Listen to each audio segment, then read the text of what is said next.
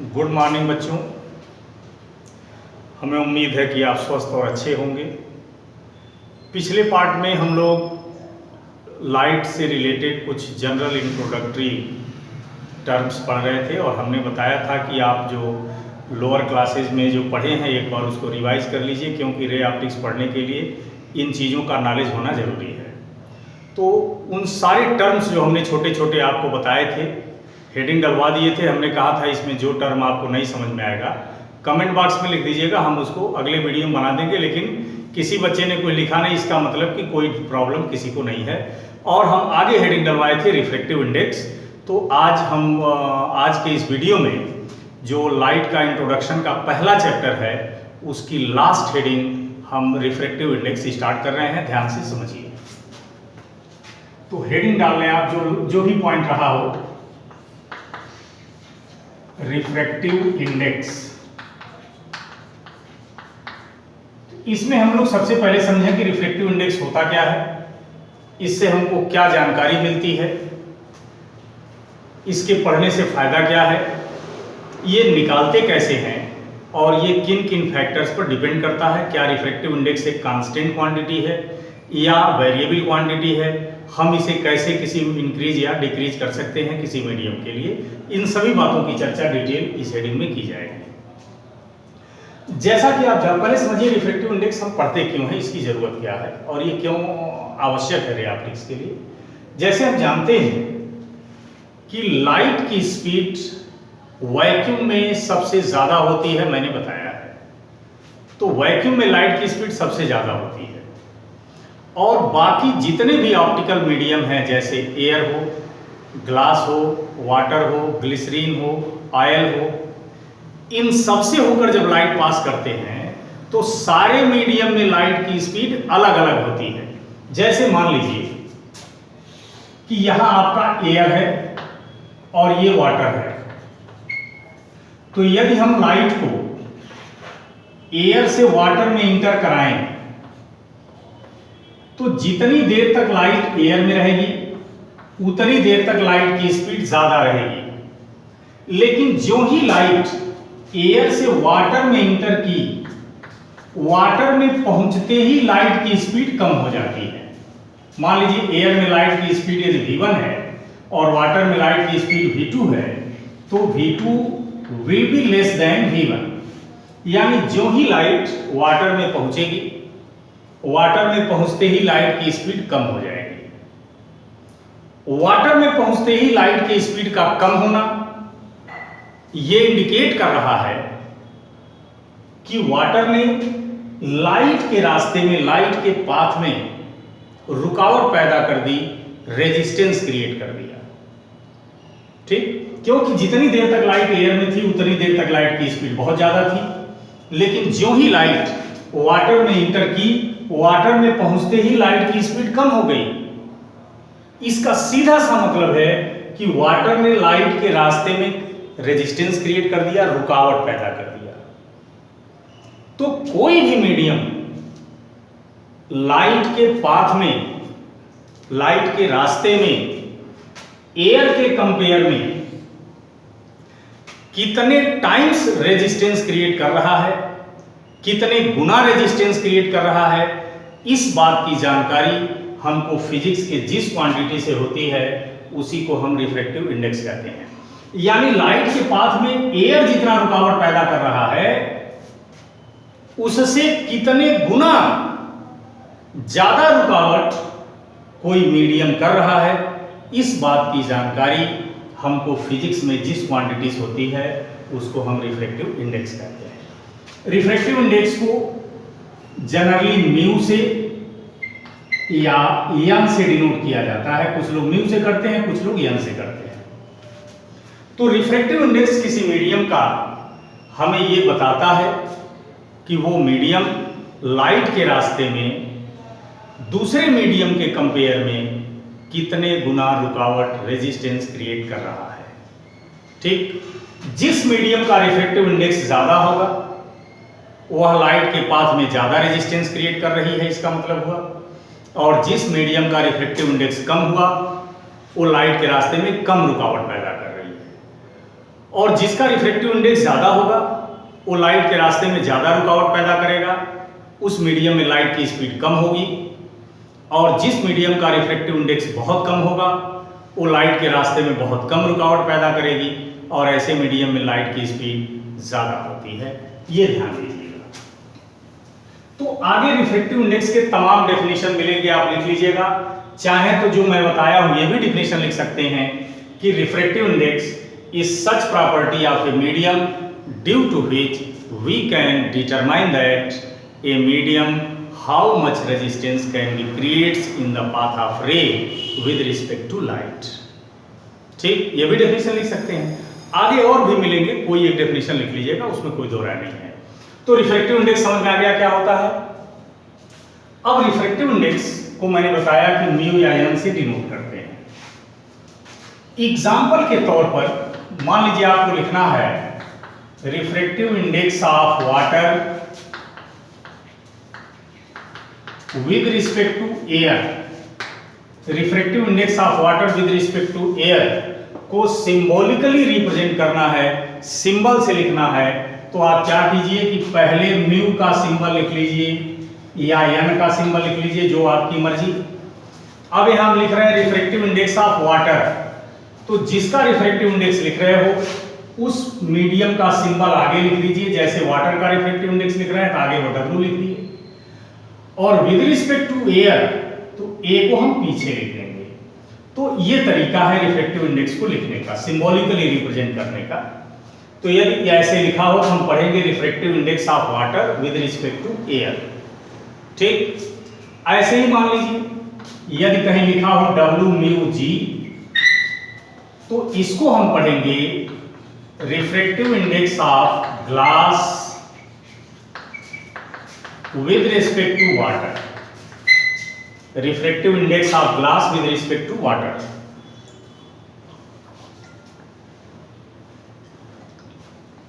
इसको पढ़ेंगे, ठीक है। इसका जनरल मीनिंग भी यदि आप जानना चाहते हैं ए म्यू W का, कोई पूछे जरा इसको डिटेल बताइए कि इसका मतलब क्या है, तो आप उसको ऐसे भी समझा सकते हो कि यदि कोई ray beam of light air से ग्लास में इंटर कर रही है तो ग्लास लाइट के पाथ में एयर के कंपेयर में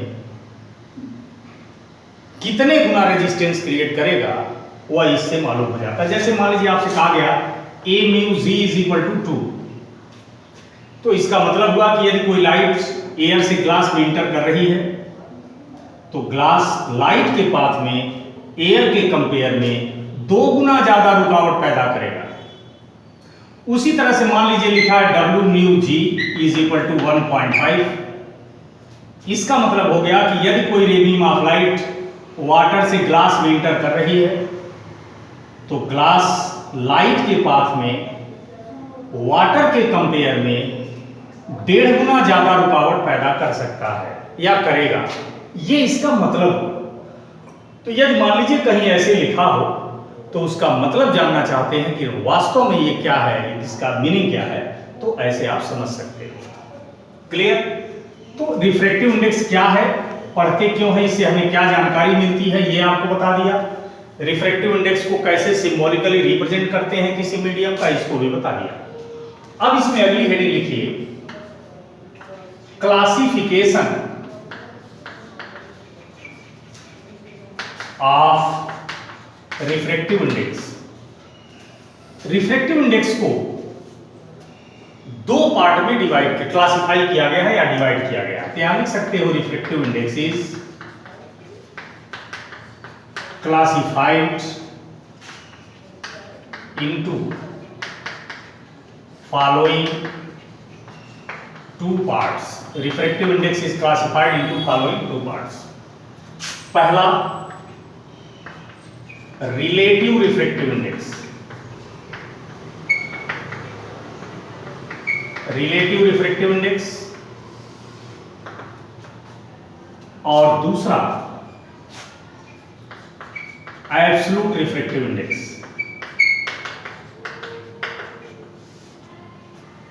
तो आप कॉपी में रिलेटिव लिख लीजिएगा, उसके बाद उसके नीचे एब्सोल्यूट लिखिएगा। तो रिफ्रैक्टिव इंडेक्स को मैंने बताया कि दो पार्ट में डिवाइड किया गया है, क्लासिफाई किया गया है। उसमें पहला है रिलेटिव रिफ्रैक्टिव इंडेक्स और दूसरा है absolute refractive index. Relative refractive index किसे कहते हैं कि यदि किसी मीडियम का रिफ्रैक्टिव इंडेक्स किसी दूसरे मीडियम के विद रिस्पेक्ट निकाला जाए तो ऐसे रिफ्रैक्टिव इंडेक्स को रिलेटिव रिफ्रैक्टिव इंडेक्स कहते हैं। यानी आप यहां डेफिनेशन लिख सकते हो, the refractive index of a medium. यहां पर मीडियम का सेंस ऑप्टिकल मीडियम से है, तो चाहिए तो आप एन ऑप्टिकल मीडियम लिख सकते हो। The refractive index of medium with respect to another medium is called relative refractive index। यानी एक ऑप्टिकल मीडियम का रिफ्रैक्टिव इंडेक्स दूसरे ऑप्टिकल मीडियम के विद रिस्पेक्ट जब निकालते हैं तो ऐसे रिफ्रैक्टिव इंडेक्स को हम रिलेटिव रिफ्रैक्टिव इंडेक्स कहते हैं। एग्जाम्पल के तौर पर आपसे कहा जाए कि refractive index of water with respect to glass, तो आप यहां देख रहे हैं कि हमें रिफ्रैक्टिव इंडेक्स निकालना है वाटर का, ये भी एक मीडियम है, और जिसके विद रिस्पेक्ट निकाल रहे हैं ग्लास, ये भी एक मीडियम है। तो जब एक मीडियम का रिफ्रैक्टिव इंडेक्स दूसरे मीडियम के विद रिस्पेक्ट निकाला जाता है तो इसी को रिलेटिव रिफ्रैक्टिव इंडेक्स कहते हैं। और लिखने का तरीका मैंने बताया कि refractive index of water with respect to glass ऐसे लिखते हैं। मान लीजिए आपको लिखना है refractive index of air with respect to water, तो यहां लिखेंगे refractive index of air with respect to water. तो चूंकि यहां पर एयर भी एक मीडियम है और वाटर भी एक मीडियम है, तो हम जिसका रिफ्रैक्टिव इंडेक्स निकाल रहे हैं वो भी एक मीडियम है और जिसके विद रिस्पेक्ट निकाल रहे हैं वो भी एक मीडियम है। इसलिए जब एक मीडियम का रिफ्रैक्टिव इंडेक्स दूसरे मीडियम के विद रिस्पेक्ट निकाला जाए तो उसे रिलेटिव कहते हैं। और रिलेटिव रिफ्रैक्टिव इंडेक्स की बिल्कुल भोजपुरी पहचान ये है कि म्यू के इधर भी मीडियम लिखा होता है, म्यू के इधर भी मीडियम लिखा होता है। तो जिसका रिफ्रैक्टिव इंडेक्स लिखते हैं वो आगे और जिसके विद रिस्पेक्ट लिखते हैं वो पीछे। तो जब भी एक मीडियम का रिफ्रैक्टिव इंडेक्स दूसरे मीडियम के विद रिस्पेक्ट निकालिए तो वो रिलेटिव कहा जाता है। लेकिन जब रिफ्रैक्टिव इंडेक्स किसी मीडियम का वैक्यूम के विद रिस्पेक्ट निकाला जाता है तो उसे हम एब्सोल्यूट रिफ्रैक्टिव इंडेक्स कहते हैं। यानी इसका डेफिनेशन लिख सकते हो कि the refractive index of a medium with respect to vacuum is called absolute refractive index। यानी जब किसी मीडियम का रिफ्रैक्टिव इंडेक्स हम वैक्यूम के विद रिस्पेक्ट निकालते हैं तो ऐसे रिफ्रैक्टिव इंडेक्स को एब्सोल्यूट रिफ्रैक्टिव इंडेक्स कहते हैं। एग्जाम्पल के तौर पर मान लीजिए हमने कहा absolute refractive index of glass, तो हमें निकालना है absolute refractive index of glass. यानी हमें ग्लास का रिफ्रैक्टिव इंडेक्स निकालना है कौन सा, एब्सोल्यूट। तो जब ग्लास का एब्सोल्यूट रिफ्रैक्टिव इंडेक्स निकालना है इसका मतलब हो गया कि हमें ग्लास का रिफ्रैक्टिव इंडेक्स निकालना है वैक्यूम के विद रिस्पेक्ट। तो यहां लिखेंगे refractive index of glass with respect to vacuum. तो यहां हमें वैक्यूम लिखना चाहिए लेकिन ये लिखने की परंपरा नहीं है, तो यहां पर खाली छोड़ देते हैं। और जब भी कहीं आपको इधर कुछ न लिखा हुआ मिले तो उसे वैक्यूम समझना चाहिए। तो यदि केवल म्यूजी लिखा हो तो आप इसको दो तरह से पढ़ सकते हो। एक तो यही पढ़ सकते हो absolute refractive index of glass, दूसरा इसको पढ़ सकते हो कि refractive index of glass with respect to vacuum. ठीक है, अब मान लीजिए आपसे कहा जाए कि लिखिए absolute refractive index of water, तो हमें करना क्या है, वाटर का म्यू डब्ल्यू लिख देना, बस वाटर का रिफ्रैक्टिव इंडेक्स लिख देना वैक्यूम के विद रिस्पेक्ट। और हमने कहा यहां वैक्यूम लिखते नहीं है, सिंपल छोड़ देते हैं। तो इसको भी दो तरह से पढ़ सकते हैं। एक हो गया refractive index of water with respect to vacuum, या इसे कह सकते हो कि absolute refractive index of water. तो इस तरह से रिफ्रैक्टिव इंडेक्स को दो पार्ट में क्लासिफाई किया गया, एक रिलेटिव रिफ्रैक्टिव इंडेक्स और एक एब्सोल्यूट रिफ्रैक्टिव इंडेक्स। दोनों को हमने बता दिया कि कब रिफ्रैक्टिव इंडेक्स को रिलेटिव कहते हैं और कब एब्सोल्यूट कहते हैं, रिलेटिव को कैसे लिखते हैं और एब्सोल्यूट को कैसे लिखते हैं बता दिया। अब यदि मान लीजिए आपको कोई रिफ्रैक्टिव इंडेक्स रिलेटिव में दिया और उसे एब्सोल्यूट में चेंज करना हो तो कैसे करेंगे? ऐसा करने को हम सिखा क्यों रहे हैं? जैसे आप जब आगे डेरिवेशन पढ़ेंगे रे ऑप्टिक्स में तो बहुत सारे फार्मूलाज ऐसे मिलेंगे जो हम रिलेटिव में लिख देंगे लेकिन न्यूमेरिकल एब्सोल्यूट में आ जाएगा। बहुत सारे फार्मूलाज ऐसे हैं जिनको एब्सोल्यूट में लिखेंगे न्यूमेरिकल रिलेटिव में आ जाएगा, या फार्मूला आप रिलेटिव पढ़े हो और क्वेश्चन में एब्सोल्यूट दिया हुआ हो, इसलिए आपको रिलेटिव रिफ्रैक्टिव इंडेक्स को एब्सोल्यूट रिफ्रैक्टिव इंडेक्स में चेंज करना आना चाहिए। हर न्यूमेरिकल में इसकी जरूरत पड़ेगी आपको। तो कैसे चेंज करते हैं ये देखिए।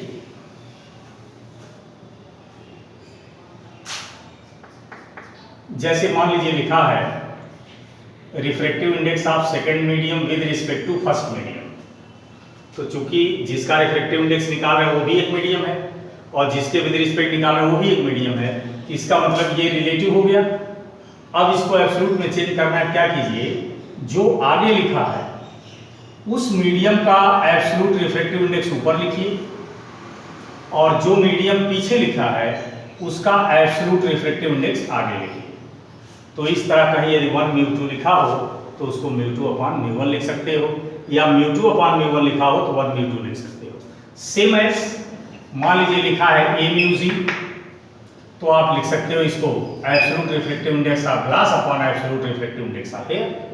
या मान लीजिए कहीं w μg लिखा हो, यानी लिखा है refractive index of glass with respect to water और इसको एब्सोल्यूट के टर्म में चेंज करना हो तो absolute refractive index of glass upon absolute refractive index of water. ठीक है, तो ऐसे लिखा हो तो ऐसे लिख सकते हो, ऐसे लिखा हो तो ऐसे लिख सकते हो। इसको हमेशा याद रखिएगा क्योंकि ये कन्वर्जन बार बार तमाम क्वेश्चंस में आपको करने पड़ सकते हैं। तो कहीं एब्सोल्यूट दिया हो तो रिलेटिव बदल लीजिए, रिलेटिव दिया हो तो एब्सोल्यूट बदल लीजिए। क्लियर? तो ये रिलेटिव और एब्सोल्यूट के बीच रिलेशन हो गया। अब देखिए कौन कौन से फैक्टर्स हैं जो रिफ्रैक्टिव इंडेक्स को इफेक्ट करते हैं, इसी में अगली हेडिंग लिख लो, factors affecting refractive index of mediums, यानी कौन कौन से फैक्टर्स हैं जो किसी मीडियम के रिफ्रैक्टिव इंडेक्स को इफेक्ट करते हैं, उसी की चर्चा इस हेडिंग में की जाएगी। और कैसे इफेक्ट करते हैं, क्या घटाने बढ़ाने से रिफ्रैक्टिव इंडेक्स घटेगा बढ़ेगा, इन सारी बातों की चर्चा हम लोग इस हेडिंग में करेंगे। तो कौन कौन से फैक्टर्स हैं जो रिफ्रैक्टिव इंडेक्स को इफेक्ट करते हैं, उसमें पहला फैक्टर टेम्परेचर है, इफेक्ट ऑफ टेम्परेचर। तो यहां पर आप लिख लीजिएगा कि due to increase the temperature the refractive index of mediums decreases, यानी किसी मीडियम का यदि आप टेम्परेचर बढ़ाते हो तो उसका रिफ्रैक्टिव इंडेक्स घटता है और यदि किसी मीडियम का टेम्परेचर घटाते हो तो रिफ्रैक्टिव इंडेक्स बढ़ता है। ठीक है, तो जैसे मान लीजिए कोई मीडियम है, आपको वाटर दिया गया, उसका रिफ्रैक्टिव इंडेक्स कम करना है, गर्म कर दीजिए, कम हो जाएगा। यानी जितना ही किसी मीडियम का टेम्परेचर बढ़ेगा उसका रिफ्रैक्टिव इंडेक्स उतना ही घटेगा, और किसी मीडियम का टेम्परेचर जितना ही घटेगा रिफ्रैक्टिव इंडेक्स उतना ही बढ़ेगा। ये याद रखिएगा। तो यहां आप लिख लेना अपने लैंग्वेज में कि due to increase the temperature the refractive index of medium decreases and vice versa. दूसरा इफेक्ट ऑफ प्रेशर, यानी रिफ्रैक्टिव इंडेक्स को इफेक्ट करने वाला दूसरा भी फैक्टर है प्रेशर। किसी मीडियम का प्रेशर जितना ही आप बढ़ाओगे उसका रिफ्रैक्टिव इंडेक्स भी उतना ही बढ़ेगा, और किसी मीडियम का प्रेशर जितना ही कम करोगे रिफ्रैक्टिव इंडेक्स भी उतना ही कम होगा। ठीक है, यानी due to increase the pressure the refractive index of mediums increases and due to decrease the pressure the refractive index of mediums decreases. ठीक है, तो आपके मान लीजिए किसी कमरे में कोई मीडियम भरा है, एयर भरा है, उसका रिफ्रैक्टिव इंडेक्स बढ़ाना चाहते हैं तो प्रेशर बढ़ा दीजिए, रिफ्रैक्टिव इंडेक्स बढ़ जाएगा। तीसरा फैक्टर है वॉल्यूम। तीसरा फैक्टर है वॉल्यूम। किसी मीडियम का वॉल्यूम आप जब बढ़ाओगे तो रिफ्रैक्टिव इंडेक्स कम होगा, और वॉल्यूम कम करोगे तो रिफ्रैक्टिव इंडेक्स बढ़ जाएगा। ठीक है, तो वॉल्यूम भी किसी मीडियम के रिफ्रैक्टिव इंडेक्स को इफेक्ट करता है। तो टेम्परेचर बढ़ाने पर और वॉल्यूम बढ़ाने पर रिफ्रैक्टिव इंडेक्स घटेगा, टेम्परेचर घटाने पर, वॉल्यूम घटाने पर रिफ्रैक्टिव इंडेक्स बढ़ेगा। लेकिन जब प्रेशर बढ़ाओगे तो रिफ्रैक्टिव इंडेक्स बढ़ेगा, और प्रेशर घटाओगे तो रिफ्रैक्टिव इंडेक्स घटेगा। तो ये हो गया कि वो कौन कौन से फैक्टर्स हैं जो किसी मीडियम के रिफ्रैक्टिव इंडेक्स को इफेक्ट करते हैं। ठीक, एक चाहो तो चौथा भी लिख लो, effect of wavelength. Effect of wavelength यानी किसी मीडियम में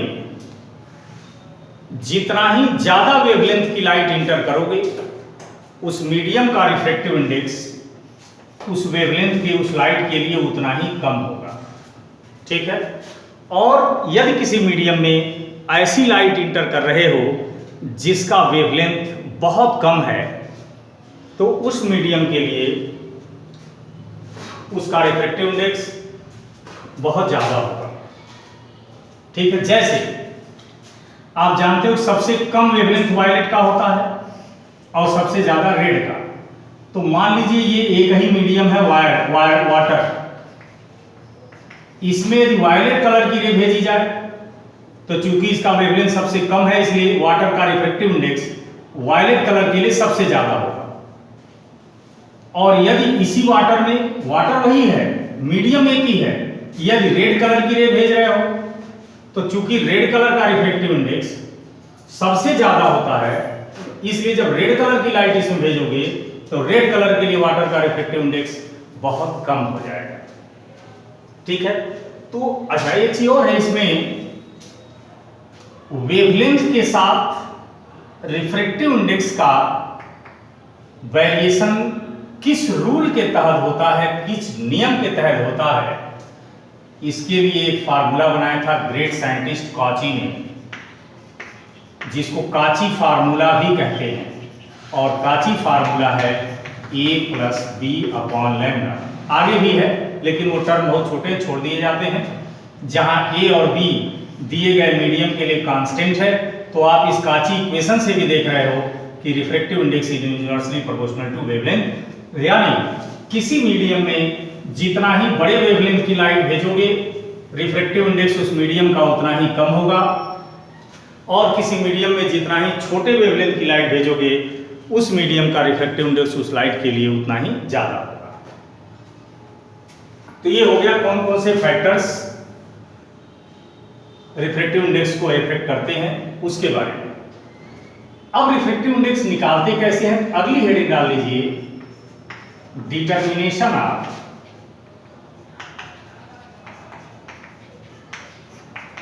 रिफ्रैक्टिव इंडेक्स। कैसे निकालते हैं रिफ्रैक्टिव इंडेक्स, निकालने के कितने फार्मूलाज हैं, क्योंकि बहुत सारे क्वेश्चन हैं जिनमें डायरेक्ट नहीं देता है, इनडायरेक्ट क्वेश्चन रहता है। तो आपको यदि इन फार्मूलाज की जानकारी नहीं है तो आप उन क्वेश्चंस को नहीं लगा सकते, इसलिए इस लिहाज से ये हेडिंग बहुत इंपॉर्टेंट है। अब इसमें ए लिखिए, देखिए refractive index in terms of wavelength, refractive index in terms of velocity पहले लिखेंगे।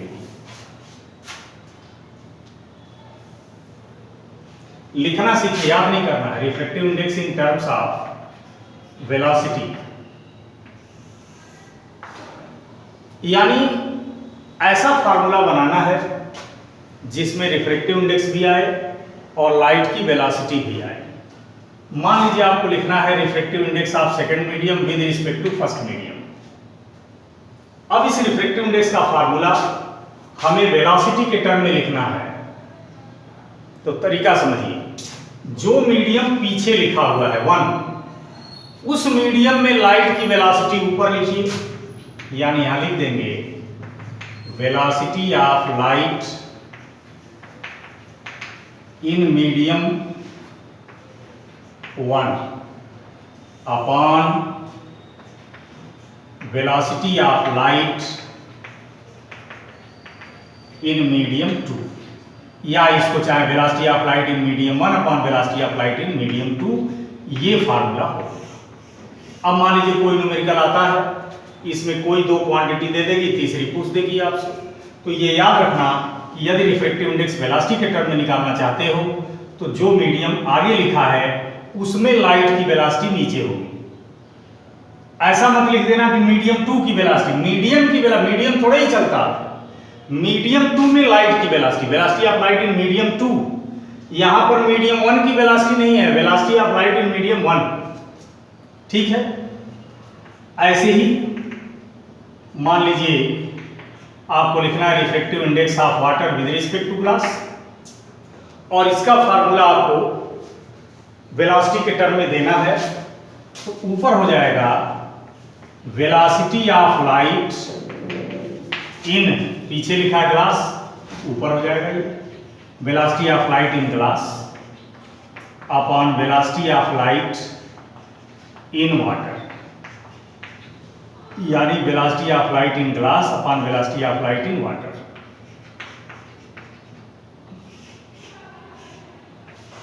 ठीक, तो इस तरह चाहे जितने भी क्वेश्चन आ जाए, यदि आप रिफ्रैक्टिव इंडेक्स का रिलेशन लाइट की वेलोसिटी के साथ निकालना चाहते हैं तो आप खुद फार्मूला बना सकते हैं, ठीक है ना, खुद फार्मूला बना सकते हैं। क्लियर? तो हम दो एग्जांपल बस दिए हैं। अब जैसे मान लीजिए आपको आ गया ए म्यू जी, इसका लिखना है, तो velocity of light in air upon velocity of light in glass, ठीक है, इस तरह बना सकते हैं। तो कोई भी आ जाए आप खुद फार्मूला बनाना सीखिए।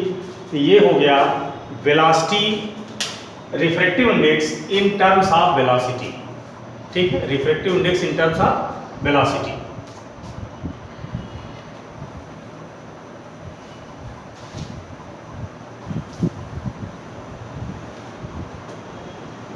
सेकेंड लिख लीजिए refractive index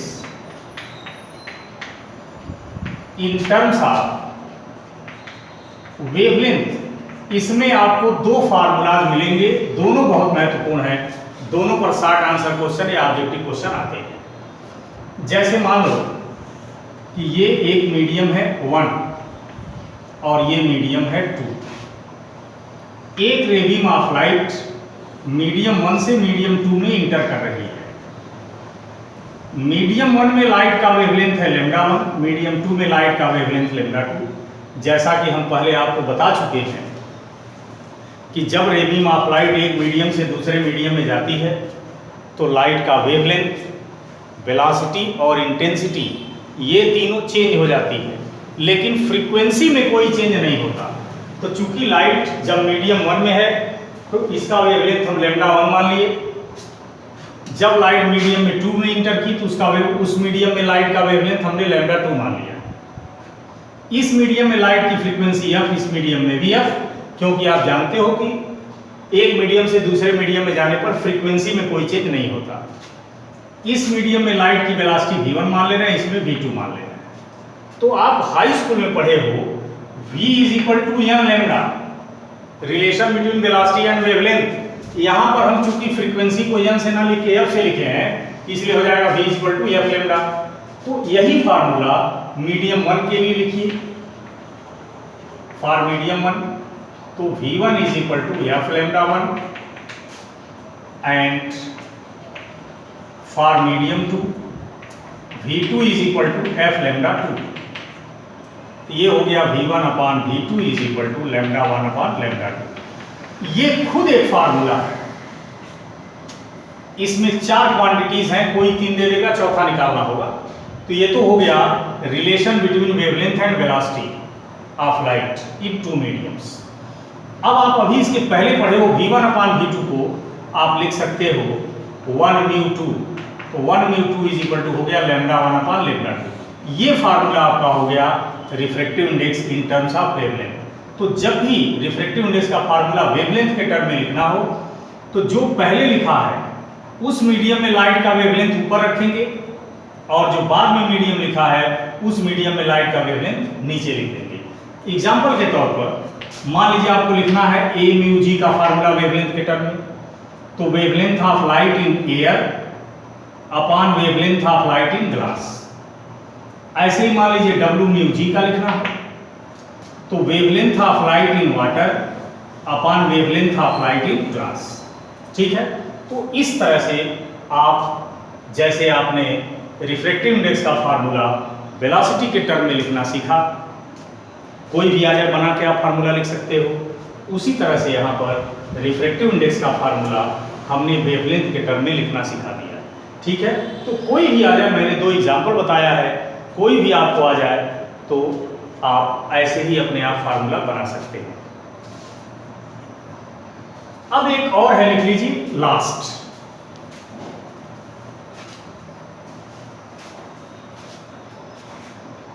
C refractive index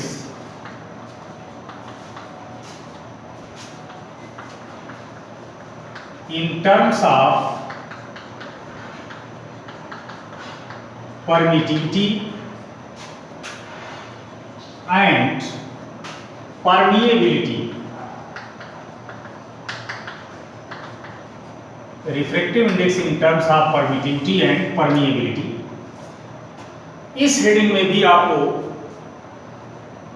2 formulas मिलेंगे, दोनों कई बार कंपटीशन में भी आए हैं और बोर्ड में भी आपसे पूछा जा सकता है और आपको पर्सनली इसकी जानकारी भी रखनी चाहिए। आप जानते हो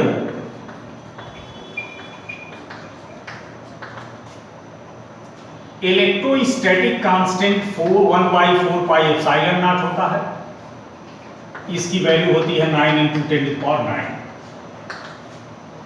एप्सिलॉन नॉट को परमिटिविटी ऑफ फ्री स्पेस या परमिटिविटी ऑफ वैक्यूम कहते हैं, ये आप पढ़े हो।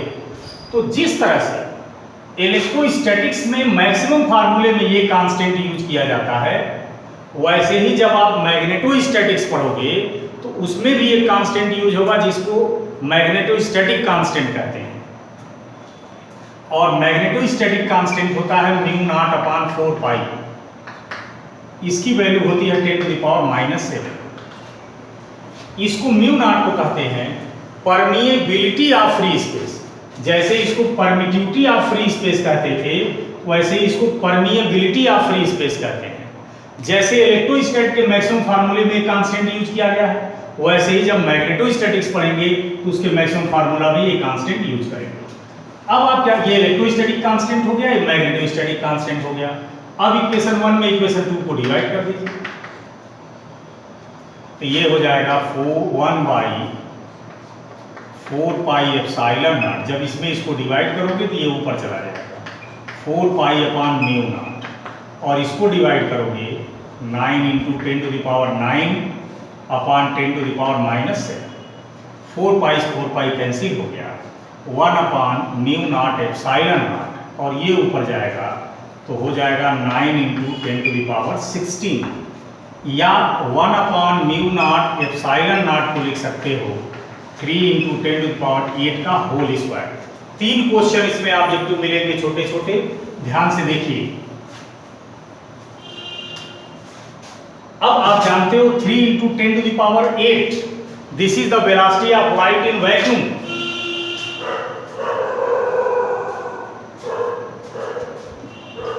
ये लाइट की वेलोसिटी वैक्यूम में है, और वैक्यूम में लाइट की वेलोसिटी को c से लिखते हैं, इसलिए ये हो गया आपका c² 1/μ0 या स्क्वायर हटाओगे तो ये हो जाएगा c √μ0ε।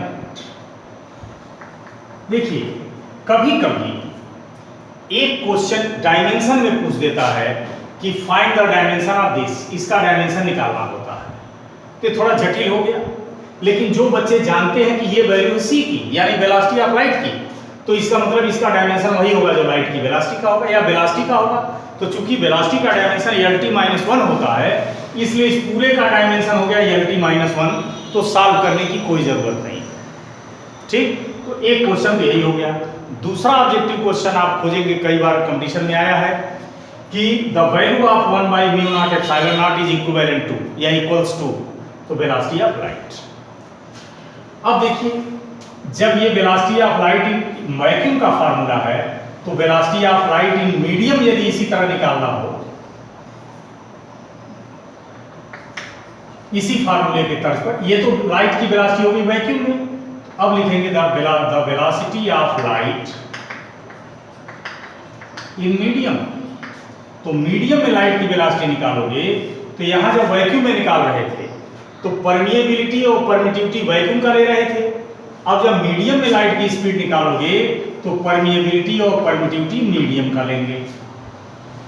ठीक, ये तो आप जानते हो। अब C/V निकालिए, तो हो गया 1/√μ/μ0 इंटू ε/ε0। आप इलेक्ट्रोस्टैटिक्स में पढ़े हो, ε/ε0 को εr कहते हैं, रिलेटिव परमिटिविटी। उसी तरह से μ/μ0 को भी μr कहेंगे। और ये चूंकि velocity of light in vacuum upon velocity of light in medium, तो हो जाएगा velocity of light in medium with respect to vacuum, तो यहाँ वैक्यूम लिखेंगे नहीं। तो इस तरह से रिफ्रैक्टिव इंडेक्स का एक फार्मूला मिल गया in terms of permittivity and permeability, जो एक डायरेक्ट ऑब्जेक्टिव क्वेश्चन है। तो इस तरह से आपका ये जो लाइट का रे ऑप्टिक्स का जो पहला चैप्टर है एन इंट्रोडक्शन ऑफ लाइट, वो कंप्लीट हो गया। अब आपको अगले पार्ट में न्यू चैप्टर स्टार्ट करेंगे, refraction of light through plane surfaces. Thank you.